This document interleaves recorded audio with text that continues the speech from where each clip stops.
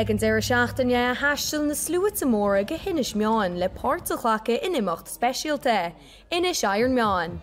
Agriatar an rás cholamh líon le hargad a bháiliú gon bheáns go láitsiúil, Coláiste Nuachta. Cúdú tús leis an rás seo féhíon blian óchain, dús chun airigad a bhálú an scáil a charnóid ba lá iontacha é an tús agus hasan na slúite techt agus an isbín se mar chealúir mór mílsach gan scáil go phobal nilean agus sa tean go gaeilge. Tá 5K, 10K agus 2K. Agus inne bhaid mise a duna an 2K agus se mar chéad bhíon duna an 2K. Tá an glódaín actually ar cuairt. Bhí an 7 bhí an nuirt mai cheappa go ras ar fad so bhí mé daoine. Bhí laochra spórt in measc na slúit móra in láranénig ag Inis Meáin. Imreoir rugby bundiaci agus Olympi Rob Heffernan agus Sonia Sullivan. Inis Meáin a bú.